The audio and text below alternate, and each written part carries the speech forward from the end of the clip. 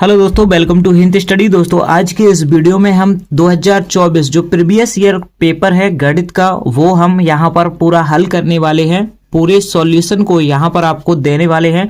एकदम वीडियो में बने रहिएगा दोस्तों। अगर आपने ये वीडियो देख लिया ना पूरा, तो आपके कोई भी 70 में से 70 कोई नहीं बैठ सकता, ठीक है ना। तो आपको इस वीडियो को पूरे अच्छे तरीके से देख लेना है, निर्देशों को अच्छे से पढ़ लेना है। अभी अगर आप निर्देश पूरे पढ़ लेते हो तो फिर से आपको जो कि आपके बर्बाद हो जाते हैं 15 मिनट परीक्षा में, वो नहीं होंगे, क्योंकि निर्देश आप पहले से पढ़ लिए होते हो। और अगर आपको वो पढ़ लिया है आपने, तो वहां पर आपका ये टाइम बच जाता है, ठीक है दोस्तों। तो यहाँ पर आप इन निर्देशों को आसानी से पढ़ सकते हो। हम लोग लंबा वीडियो ना हो इसलिए हम सीधा क्वेश्चनों पर चलेंगे, ठीक है ना। तो देखिए दोस्तों, खंड आ में जो 20 क्वेश्चन ऑब्जेक्टिव होते हैं उनको सबसे पहले हम यहाँ पर करेंगे, फिर लॉन्ग क्वेश्चनों को करेंगे, ठीक है। तो देखिए दोस्तों, सबसे पहला क्वेश्चन जो है आपका यहाँ पर पूछा गया है, किन्हीं दो संख्याओं का एलसीएम 60 है और एचसीएफ 3 है। एक संख्या 12 है तो दूसरी संख्या ज्ञात कीजिए। तो इस तरीके के प्रश्न को हम लोग कैसे हल करते हैं यहां पर हम देखेंगे। देखिए दोस्तों, क्या होता है, सबसे पहले पहली संख्या और गुणा दूसरी संख्या बराबर एलसीएम गुणा एचसीएफ, ये हमारा फॉर्मूला होता है, हम लोग अच्छी तरीके से जानते हैं, ठीक है। पहली संख्या जो कि 12 हमें दे दी गई है, दूसरी संख्या हमसे जो है पूछी गई है। एलसीएम हमें दिया गया है 60 और एचसीएफ दिया गया है 3। तो देखिए इसको हल करेंगे, 12 से इसको 3 बार में काटेंगे, 12 पंचे 60 5 बार में जाएगा, और 5 का 3 में गुणा करेंगे तो दूसरी संख्या जो है 15 आ जाएगी। ऑप्शन नंबर बी आपका करेक्ट हो जाएगा। चलिए दोस्तों अगला क्वेश्चन देखते हैं। अगला क्वेश्चन आपका ये रहा, एक शून्येतर परमेय संख्या और एक अपरमेय संख्या का गुणनफल होता है। तो देखिए दोस्तों, मैंने आपको पिछली वीडियो में बता रखा है कि आप किसी भी शून्येतर संख्या, कोई भी संख्या, कैसी भी संख्या, परमेय संख्या हो, चाहे ऋण की हो चाहे प्लस की हो, कैसी भी संख्या हो, अगर उसमें अपरमेय संख्या जोड़ना, घटाना, गुणा या भाग सम्मिलित किया गया हो तो आपको क्या करना है, हमेशा अपरमेय ही रखना है, सदैव अपरमेय ही संख्या होगी। याद रखना है, क्वेश्चन पूछा जाता है, हमेशा आता ही है, ठीक है ना। अगला क्वेश्चन, तीसरा नंबर क्वेश्चन जो है आप यहां पर देखिएगा, x + 2y - 5 = 0, 4x + 8y - 20 = 0 के हल होंगे। तो यहां पर इसके क्या हल होंगे यहां पर हमें देखना है। तो देखिए हमें सबसे पहले क्या करना है, यहां पर हम लोग कैसे तुलना करते हैं, यहां पर होता है a1 यानी a1 की जगह पर जो है वो x का गुणांक होता है। x के गुणांक में कुछ भी नहीं है तो 1 मानेंगे, और v1 यहां पर 2 है y का गुणांक, यानी b1 बराबर में आपका हो जाएगा 2, और c1 बराबर में आपका हो जाएगा -5, ठीक है ना। इसी प्रकार से a2 बराबर में 4 हो जाएगा, यहाँ का x का गुणांक, और यहाँ पर b2 बराबर में 8 हो जाएगा, और c2 बराबर में -20, ठीक है। अब हमें क्या देखना होता है, a1 बटे a2 बराबर b1 बटे b2 बराबर c1 बटे c2। क्या अगर ये तीनों आपस में बराबर हो जाएंगे तो देखिए हमें क्या निकालना है। यहां पर देखिए सबसे पहले इनका मान रखेंगे, 1/4 हो जाएगा, a1 का मान 1, a2 का मान 4, तो 1/4 हो गया। ऐसे ही 2/8 हो जाएगा b1 बटे b2। इसी प्रकार से -5 बटे -20 हो जाएगा, और माइनस से माइनस कट जाएगा, इसको काटेंगे, 4 दूनी 8, 1/4 ये भी हो जाएगा, 5 चौको 20, 1/4 ये भी हो जाएगा, यानी 1/4 बराबर 1/4 बराबर 1/4, यानी कि तीनों जो हैं a1 बटे a2 और बराबर b1 बटे b2 बराबर c1 बटे c2, ये सभी क्या है, इक्वल है, बराबर हैं।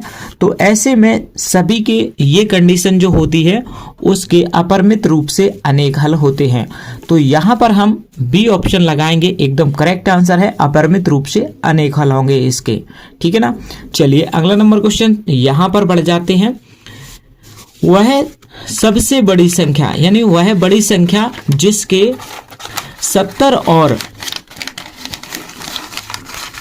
और 125 को विभाजित करने पर क्रमशः 5 और 8 शेष बचे, यानी वह संख्या हमें बड़ी से बड़ी ज्ञात करनी है। 70 और 125 को विभाजित करने पर क्रमशः शेष फल 5 और 8 बचे। जब देखिए दोस्तों यहाँ पर शेष फल में विभाजित करने पर बचाए तो आपको क्या करना है, सबसे पहले 70 में से 5 कम कर देना है, 65 बचा, और 125 में से आपको 8 कम कर देना है। ठीक है, तो ये हो जाएगा आपका कितना, 117। तो देखिए दोस्तों यहां से बड़ी संख्या पूछी गई है, तो बड़ी से बड़ी जब पूछा जाए तो आपको HCF हमेशा निकालना है। तो 65 और 17 का हम करेंगे गुणनखंड और HCF इसका निकालेंगे। 13 से काटेंगे, 13 25 65, 5 एकम 5, ठीक है, और इसको भी काटेंगे, 13 निम्मा 117, फिर 3 से काटेंगे, 3 त्रिका 9 और 3 एकम 3, ठीक है। अब यहां पर अगर देखेंगे तो 13 जो है दोनों के गुणनखंड में है, यानी HCF जो है इसका आएगा 13। HCF क्या होता है, कॉमन होता है, दोनों संख्याओं को जो विभाजित कर देता है उसे हम HCF बोल देते हैं। ठीक है, वह बड़ी से बड़ी संख्या जो दोनों को विभाजित कर दे। यहाँ पर 13 जो है वो आंसर एकदम करेक्ट है। ठीक है ना, चलिए अगला नंबर क्वेश्चन देखते हैं। यहाँ पर 3 के, यहाँ पर देखिए अगला नंबर क्वेश्चन है 3 के प्रथम 5 गुणजों का योग। 3 के प्रथम 5 गुणज क्या क्या होंगे, 3 के प्रथम 5 गुणज, 3 का पढ़ा हम 5 बार पढ़ेंगे। देखिए 3 एकम 3, 3 दूनी 6, 3 त्रिका 9, 3 चौका 12, 3 5 15। ठीक है, ये जो संख्या है इनका गुणजों का योग बताना है। इन सभी को जोड़ लीजिए और आपका आंसर आ जाएगा। 6 3 9, 9 9 18, 18 और 12 जोड़ेंगे तो 30, 30 में 15 जोड़ेंगे 45, आंसर आपका हो जाता है। ठीक है ना, बहुत ही आसान था, आराम से कर लिया। ठीक है, चलिए अगला नंबर क्वेश्चन देखते हैं। 6वां नंबर क्वेश्चन, यहां पर आप देखोगे 2x² माइनस 4x प्लस 3 बराबर 0 के बारे में निम्न कथनों पर विचार कीजिए। यहां पर हम देखेंगे, देखिए यहां पर हम दोस्तों देखें तो a बराबर जो दिया गया है 2 है, यानी कि x² का गुणांक 2 है, और b बराबर में माइनस का 4 है, और c बराबर में 3 है। तो फॉर्मूला क्या होता है, d बराबर b² माइनस के 4ac। ठीक है, यहाँ पर d पर मान जो है कम ज्यादा पर निर्धारित करता है कि वास्तविक होगा या मूल कैसे होंगे, वो सारा कुछ इसी पर निर्भर करता है। b यहाँ पर देखिए -4 का वर्ग, -4 का वर्ग -4, a का गुणांक 2 है तो 2 रखेंगे, यहाँ पर c का मान 3 है, 3 रख देना है। 4 का वर्ग करेंगे, वर्ग करने पर प्लस की सारी संख्या हो जाएगी 16, और 4 दूनी 8, 8 दिया 24 हो जाएगी। माइनस का आएगा 8, तो ये d का मान जो है वो माइनस में है, यानी कि हम कहेंगे यहाँ पर हम सबसे पहले ऑप्शन देखेंगे, दिए गए समीकरण के विभेदकर 0 से कम है, तो बिल्कुल 0 से कम यहाँ पर है।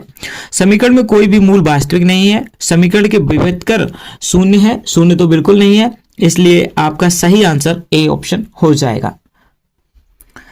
देखिए अगला नंबर क्वेश्चन देखते हैं। यहाँ पर 7वां नंबर क्वेश्चन जो है वो यहाँ पर हम देखेंगे। सबसे पहले क्वेश्चन क्या है, AOBC एक आयत है जिसके 3 शीर्ष दिए गए हैं। यहाँ पर एक आयत बना लेते हैं, इसके जो 3 शीर्ष दिए गए हैं वो लिख लेते हैं। देखिए ABC और D यहाँ पर है, ठीक है, ABC यहाँ पर AOBC है, ठीक है, AOBC, ठीक। अब सीखें, अब देखिए यहाँ पर क्या करना है, A बराबर में 0,3 दिया है, और B आपका जो O है वो दिया गया है 0,0, और यहाँ पर B जो दिया है वो 5,0 है। ठीक है, इस तरीके से है। विकर्ण क्या होता है, यहां से लेकर के V से लेकर के O तक की दूरी को हमें निकालना है, तो हम लोग यहां पर D यानी कि डिस्टेंस दूरी हम निकाल लेते हैं। देखिए x1 यहां पर होगा x1 y1, ये x2 y2, ठीक है। तो देखिए x1 क्या है 5 माइनस 0 का वर्ग प्लस y1 माइनस y2 यानी 0 माइनस 0 का वर्ग, ठीक है। इसका हम वर्ग करेंगे तो d बराबर क्या आएगा, 5 ही केवल बचेगा, 5 का वर्ग 25 होता है, और यहाँ पर d बराबर में आपका बाहर निकल करके आएगा 5, तो आंसर जो है वो आपका 5 विकट निकल आएगा। ठीक है ना, चलेगा। अगला नंबर क्वेश्चन देखते हैं। 8वां नंबर क्वेश्चन है, यहाँ पर एक मूल दिया गया है, एक मूल हमें दिया गया है और हमें निकालना है k का मान। देखिए यहाँ पर कैसे निकालेंगे, सबसे पहले यहाँ पर देखेंगे एक्स स्क्वायर प्लस के एक्स माइनस, यहाँ पर लिखेंगे एक्स स्क्वायर प्लस के एक्स माइनस में 5/4 बराबर 0। एक मूल 1/2 है तो के का मान ज्ञात कीजिए, यानी कि x बराबर 1/2 हमें रख देना है। तो 1/2 रखेंगे, यहाँ पर इसका वर्ग हो जाएगा, के रखेंगे और के में 1/2 का गुणा करेंगे क्योंकि x का मान 1/2 है, माइनस 5/4 बराबर 0। देखिए अब इसको क्या करना है, 1/4 यहाँ पर रखना है और वर्ग करने पर 1/4 होगा, यहाँ पर हो जाएगा k/2 और यहाँ पर माइनस का 5/4 और बराबर 0। इस प्रकार से अगर हल करेंगे तो k/2 इस तरफ रहने दो और 5/4 उस साइड जाएगा तो प्लस का और ये माइनस का हो जाएगा 1/4। 5 में से 1 जाएगा तो 4/4 हो जाएगा और 4/4 को काटेंगे तो 1 आएगा। अब k/2 इस साइड है, k/2 बराबर में 1, तो k बराबर निकालेंगे तो 2 आपका आंसर हो जाएगा। ऑप्शन नंबर ए आपका करेक्ट है, ठीक है ना। ये क्वेश्चन आपका पहला ऑप्शन जो है एकदम करेक्ट है। चलेगा, दो त्रिभुज समरूप होते हैं। दो त्रिभुज जो हैं वो समरूप कब होते हैं, इनकी संगत भुजाएं एक ही अनुपात यानी कि समानुपातिक होती हैं। अगर आपने प्रमेय पढ़ी है तो आपके पता होगा आपको, ठीक है।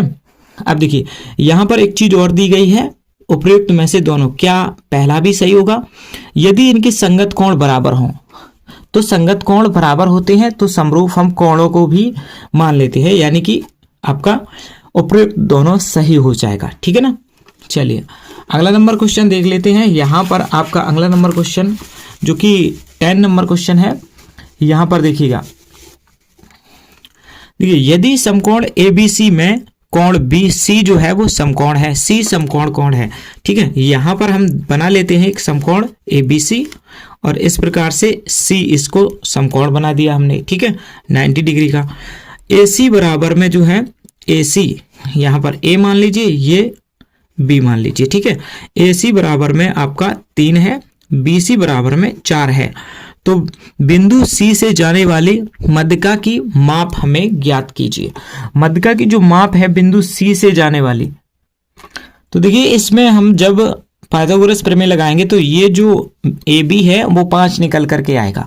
अब 5 का आधा करेंगे तो यही आपका ये जो मध्यिका है यहाँ C बिंदु से होकर जाएगी, वो आपकी आधी हो जाएगी, यानी कि 2.5 जो है वो आपका करेक्ट आंसर है, 2.5 सेंटीमीटर, ठीक है ना। बहुत ही सिंपल और आसान क्वेश्चन है, बिल्कुल। 10 क्वेश्चन हमने कर लिए। अगला क्वेश्चन देखते हैं। देखिए अगला क्वेश्चन है आपका sine theta minus cos theta बराबर में 1, तो साइन पर घात 4 प्लस कॉस पर घात 4 का मान होगा। तो इसको जब आप हल करोगे तो ये आपका आंसर बन जाएगा 1, ठीक है ना। चलिए यहाँ पर देखेंगे साइन 2a बराबर में, अगला क्वेश्चन ये भी सिंपल क्वेश्चन है। यहाँ पर देखेंगे सबसे पहले दिया गया है sign 2a 2 sign a, sign 2a बराबर में 2 साइन a, और अगर हम साइन 2a बराबर जानते हैं क्या होता है, 2 साइन ए कॉस ए, ये होता है साइन 2a बराबर में, और 2 साइन ए बराबर में ये है, ठीक है। 2 से 2 कट जाएगा, साइन से साइन कट जाएगा, कॉस ए बराबर में हो जाएगा 1। अब कॉस में मान किसका होता है 1, तो कॉस 0 का मान 1 होता है, यानी a डिग्री बराबर आपका आ जाएगा 0, ठीक है ना। तो आंसर क्या है, ए ऑप्शन सही है, 0 डिग्री, ठीक है। चलिए अगला नंबर क्वेश्चन देखते हैं। ये रहा आपका अगला नंबर क्वेश्चन। यहाँ पर देखें 14 नंबर क्वेश्चन में जो पूछा गया है वो देखते हैं, ठीक है। देखिए 4, यहाँ पर 4 tan थीटा बराबर में दिया गया है 3, तो हमें यहाँ पर ज्ञात करना है। देखिए सबसे पहले यहाँ पर हम क्या करेंगे, इस प्रकार से आंसर को हम निकालेंगे कि देखिए यहाँ पर tan थीटा बराबर अगर हम निकालें तो 3/4 आएगा, और अगर हम पाइथागोरस प्रमेय में इस तरीके से अगर चित्र में इसको रखें तो लंब बटे आधार होता है, लंब 3 हो जाएगा, आधार आपका 4 हो जाएगा और कर्ण 5 निकलेगा, ठीक है। इसको करते हैं, 1 नंबर का क्वेश्चन है, आसानी से शॉर्ट से करेंगे, ठीक है। तो देखिए यहाँ पर आपको क्या करना है, साइन थीटा बराबर निकालना है। साइन थीटा लंब बटे क्या होता है, कर्ण होता है। लंब कितना है 3, कर्ण कितना है 5, तो 3/5 हो गया। कॉस थीटा बराबर में क्या होता है, आधार बटे खड़ होता है। ठीक है, आधार आपका है 4, 4/5 हो जाएगा, यानी 3/4, 4/5 ये आपके साइन थीटा और कॉस थीटा के मान आ गए। अब हमें निकालना क्या है, 4 साइन थीटा, 4 साइन थीटा की वैल्यू यहाँ पर रखेंगे। इस 4 साइन थीटा ध्यान से देखिएगा, 4 और साइन थीटा की वैल्यू जो है वो 3/5 है। ठीक है, माइनस कॉस थीटा क्या है, 4/5 है। और यहाँ पर नीचे देखिएगा 4 रखेंगे और साइन थीटा की वैल्यू जो है वो 3/5 है, प्लस कॉस थीटा की वैल्यू जो है वो 4/5 है, यहाँ पर प्लस है नीचे। ठीक है, अब इसको हल करेंगे। देखिए यहाँ पर हल करेंगे, 4 12, 12 बटे, ध्यान से देखिएगा यहाँ पर कुछ देखेंगे यहाँ पर। ठीक है, यहाँ पर देख लीजिएगा, देखिए 4 12 बटे में 5 और माइनस 4/5। ठीक है, और नीचे क्या है, 4 12 बटे में 5 प्लस 4/5। तो देखिए यहाँ पर 12 में से 4 जाएगा 8 और नीचे 5 बचेगा, और यहाँ पर 12 में 4 जुड़ेगा 16 और बटे में 5, 5 से 5 कटेगा, 8 दूनी 16, यानी 1/2 जो है आंसर आपका होना चाहिए। ठीक है, तो सी ऑप्शन जो है, तीसरा ऑप्शन आपका बिल्कुल यहाँ पर सही हो जाएगा। ठीक है, आप देख लीजिएगा। चलिएगा, ये सॉल्व हो चुका है। अगला देखते हैं क्वेश्चन। क्वेश्चन नंबर 14 ये रहा। देखिए कैसे हल करेंगे, ये दिया गया है sec a minus sec a plus tan a। तो sec a को हम क्या लिख सकते हैं, 1/cos a लिख सकते हैं, प्लस में tan a को sin a/cos a लिख सकते हैं। ठीक है, sin a/cos a, ये इस तरीके से। और ये जो दूसरे कोष्टक में है 1 माइनस साइन ए है। ठीक है, अब देखिए यहाँ पर अगर cos a नीचे है तो हम एक बार cos a यहाँ लिखेंगे, लघुत्तम में cos a आएगा, 1 प्लस साइन ए ऊपर रहेगा और गुणा में 1 माइनस साइन ए रहेगा। ठीक है, 1 प्लस साइन ए और 1 माइनस साइन ए को जब हम हल करेंगे तो ऐसे लिख सकते हैं, 1 माइनस साइन स्क्वायर ए लिख सकते हैं इसको। इन दोनों कोष्टकों को 1 माइनस साइन स्क्वायर ए लिख सकते हैं, बटे में कॉस ए हो जाएगा। ठीक है, अब ये 1 माइनस साइन स्क्वायर ए को हम लिख सकते हैं कॉस स्क्वायर ए, और बटे में क्या है, कॉस ए है। अब इसे कॉस से कट जाएगा, एक कॉस बच जाएगा, यानी आंसर जो है कॉस ए आएगा। ठीक है, तो ऑप्शन नंबर डी जो है वो बिल्कुल करेक्ट हो जाएगा। चलिए अगला नंबर देखते हैं, 15 नंबर क्वेश्चन ये रहा। इसमें सीधा सीधा आपको क्षेत्रफल त्रिज्यखंड का क्षेत्रफल बताना है। तो देखिए सीधा सीधा हम लोग जानते हैं पाई आर स्क्वायर थीटा बटे में 360 होता है। पाई आर स्क्वायर यहाँ पर ये लिखा है, पाई आर स्क्वायर थीटा बटे में 360, पहला ही आपका सूत्र जो है, बिल्कुल सूत्र ही पूछा गया है, सही है। ठीक है, चलिए एक सुराही जो है, ये क्वेश्चन बहुत ही बार पूछा जाता है, आपको पता होना चाहिए। एक सुराही जो है वो किसका संयोजन है, तो सुराही में जो गला होता है वो उसका ऊपर गोला होता है, यानी सुराही का नीचे वाला भाग जो होता है गोला होता है, और जो उसका गला होता है वो बेलनाकार होता है। तो गोला और बेलन आपका बिल्कुल सही हो जाएगा। ऑप्शन नंबर ए करेक्ट है। सुराही जो संयोजन है एक गोला और बेलन का। ठीक है, चलिएगा अगला क्वेश्चन देखते हैं। क्वेश्चन नंबर दोस्तों 17 है, 1 से 10 तक की धनात्मक विषम संख्याओं का माध्य क्या होगा। धनात्मक विषम संख्या है तो 1 से 10 तक, देखिए धनात्मक विषम संख्या कौन सी, 1 हो जाएगा, 3 हो जाएगा, 5 7 9, ये विषम संख्या होगी। इनका माध्य हमें निकालना है। माध्य क्या होता है, इन सभी को हम जोड़ लेंगे और कितनी संख्या है उनसे भाग दे देंगे। ठीक है, 5 संख्या है, 1 2 3 4 5, 5 बटे में 5 कर लिया, यानी 5 संख्या बटे में 5 कर लिया। ठीक है, जोड़ेंगे 3 1 4, 5 4 9, 9 9 18 और 7 7 और 18 25 हो जाएगा, 25 बटा में 5 आएगा, 5 से काटेंगे 25 25, और ये आपका जो 5 है उत्तर माध्य आ जाएगा। ठीक है, आसान था। चलिएगा अगला नंबर देखते हैं, माध्यिका। माध्यिका आपको निकालनी है। यहाँ पर जो है दिए गए हैं, ये देखिए यहाँ पर देखेंगे माध्यिका आंकड़ों में दी गई है। अगर आंकड़ों को अगर आप देखेंगे, सबसे पहला नियम होता है हम क्रम से आंकड़ों को सबसे पहले लिखेंगे, तभी हम माध्यिका बता पाएंगे। ठीक है, तो सबसे पहले यहाँ देखेंगे 13 के बाद 15, 15 के बाद 16, 16 के बाद 17, 17 के बाद 19, 19 के बाद 20, ये सभी क्रम से ही है, बढ़ते क्रम में लिखे हुए हैं। तो हम क्या करेंगे, इसमें से बीच वाली संख्या देखेंगे। तो यहाँ पर 2 पहले हटा दिया, लास्ट में 2 हटा दिया, बीच में 2 संख्याएं बची। जब 2 संख्या बीच में बचती हैं तो इन दोनों को हम जोड़ लेते हैं। 16 16 कितना होता है, 32, और 1 33, और 33 का आधा करेंगे तो कितना हो जाएगा, 16.5। आंसर आएगा 16 सही 1/2, या फिर आप कह सकते हो 33/2। ठीक है ना, ये आपका ऑप्शन नंबर तीसरा बिल्कुल करेक्ट हो जाएगा। चलिए, बहुत ही आसान क्वेश्चन है। चलिए अगला नंबर क्वेश्चन देखेंगे। यहां पर चलेगा, देखिए क्या है, यदि कुछ प्रेक्षणों का माध्य जो 27 है और बहुलक 45 है तो माध्यिका क्या होती है। तो देखिए दोस्तों, यहां पर क्वेश्चन जो है थोड़ा घुमा के पूछा गया है। हम लोग जानते हैं बहुलक बराबर जो होता है, बहुलक बराबर, ये सूत्र सीधा सीधा भी पूछा जाता है आपसे। ठीक है, याद रखना, बहुलक बराबर माध्यिका 3 गुणे माध्यिका माइनस 2 गुणे माध्य। जो जो दिया गया है यहां पर हम रखेंगे। बहुलक जो माध्य दिया गया है 27, तो 2 गुणा माध्य यहां पर रखेंगे 27, माइनस बहुलक दिया 45, यहां पर 45 रखेंगे, बराबर 3 गुणा माध्यिका पूछा गया है, यहां पर इसको माध्यिका को ऐसे ही लिखे रहना है। ठीक है, चलिए 45 27 दूनी 54, 54 इस साइड जाएगा तो 45 में 54 जुड़ जाएगा। ठीक है, ये 27 दूनी 54 हो जाएगा, 54 इस साइड जाएगा तो जुड़ जाएगा 45 में। ठीक है, और 3 गुणे माध्यिका यहां पर लिखा होगा। ठीक है, ये माध्यिका निकालनी है, यहां पर जोड़ेंगे तो 99 होगा, 45 में 54 जोड़ेंगे 99 होगा, और 3 गुणे माध्यिका यहां पर इस तरीके से आपको लिखे रहना है। ठीक है, 3 से काटेंगे 99, 33 बार में कट जाएगा, तो माध्यिका जो है आपकी 33 आएगी। ठीक है ना, माध्यिका कितनी निकल आई, 33। तो ये इस तरीके से आप निकाल सकते हो। बी ऑप्शन आपका दूसरा ऑप्शन सही है। इस तरीके से माध्यिका आसानी से आप निकाल पाओगे। ठीक है, चलिए अगला नंबर क्वेश्चन देखते हैं।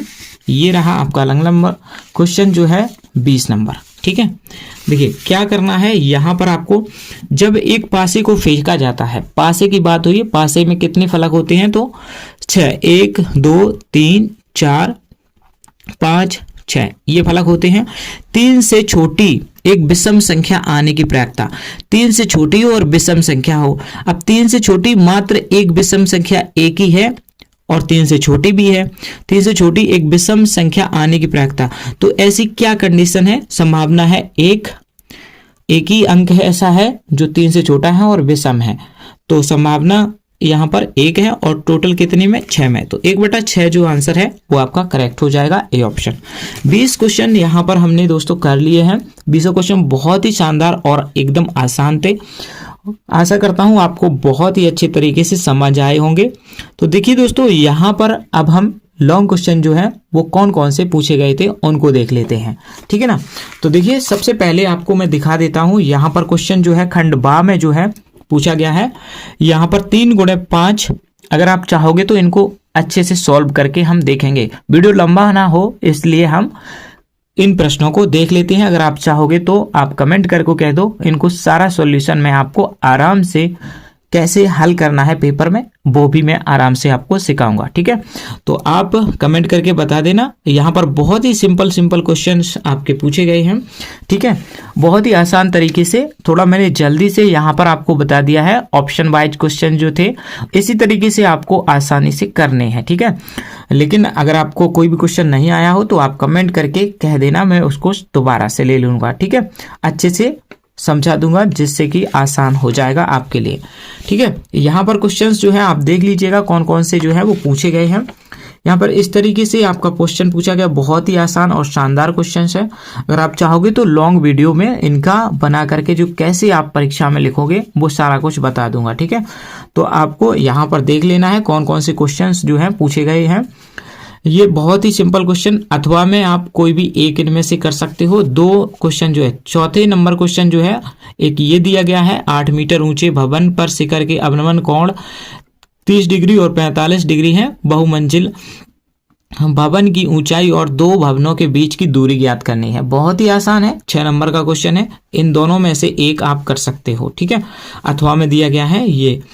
अब देखिए यहाँ पर और क्वेश्चंस, ये 6 नंबर वाले क्वेश्चंस जो दिए गए हैं, एक बर्तन एक उल्टे शंकु के आकार का, बहुत ही आसान है, बहुत करा रखा है। ठीक है, यहाँ पर देखिए एक ये गोलाकार कांच के बर्तन की बेलन के आकार का गर्दन है और यहाँ पर 8 सेंटीमीटर व्यास दिया गया है, 2 सेंटीमीटर। इस तरीके से प्रश्न बहुत ही आसान है आपका। चाहिएगा, अगर आपको सॉल्यूशन चाहिए तो बताइएगा। और भी कुछ क्वेश्चंस जो हैं वो और भी पेपर में यहाँ पर आए हुए हैं, आप यहाँ पर देख सकते हो।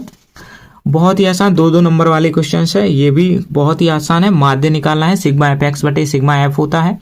यहाँ पर आपको निकालना है, जोड़ने पर रेखाखंड अनुपात ज्ञात करना है। यहाँ पर बहुत ही आसान क्वेश्चन हैं। समदूरस्थ ज्ञात करना है, दिखाना है, और यहाँ पर शून्य ज्ञात करनी है। ठीक है, ये दो वर्गों का अंतर, दो संख्याओं के वर्गों का अंतर इतना है, तो वर्ग बड़ी संख्या का 8 गुना दोनों संख्याओं का ज्ञात कीजिए। ठीक है, ये पूछा गया है, आप ध्यान से पढ़ लीजिएगा अच्छे से। सिद्ध कीजिए कि वृत्त के किसी व्यास के सिरों पर खींची गई स्पर्श रेखाएं समांतर होती हैं। ये सिद्ध करना है, 4 नंबर का क्वेश्चन है। सिद्ध कीजिए कि बाह्य बिंदु से किसी वृत्त पर खींची गई स्पर्श रेखाएं के बीच कोण स्पर्श बिंदुओं को मिलाने वाले रेखाखंड द्वारा केंद्र पर आंतरिक कोण संपूरक होते हैं। संपूरक बताना है। ठीक है, संपूरक 180, मतलब एक थैले में 3 लाल और 5 काली गेंदें हैं। इस थैले में से एक गेंद यादृच्छिकता निकाली जाती है, बिना देखे निकाली जाती है। इसकी प्रायिकता क्या है कि गेंद लाल हो या लाल नहीं हो। लाल हो या नहीं हो, देखिए प्रायिकता 1 से कभी ज़्यादा नहीं हो सकती और 0 से कभी कम नहीं हो सकती। तो आपको आंसर आसानी से आप कर सकते हो इसे हल। ठीक है, यहाँ पर 28.5 बारंबारताओं का योग दिया गया है। एस और बाई का मान पूछा गया है। बहुत ही शानदार है क्वेश्चन, बड़ा आसान है। ठीक है, आसानी से कर सकते हो। दोस्तों मिलते हैं अगले वीडियो में। लॉन्ग क्वेश्चन चाहो, कैसे सॉल्यूशन करना है, कैसे एग्जाम में आपको ये क्वेश्चन सॉल्व करने हैं, सारा कुछ बता दूंगा अगर आप कमेंट करोगे। ठीक है, मिलते हैं अगले वीडियो में। Thanks for watching.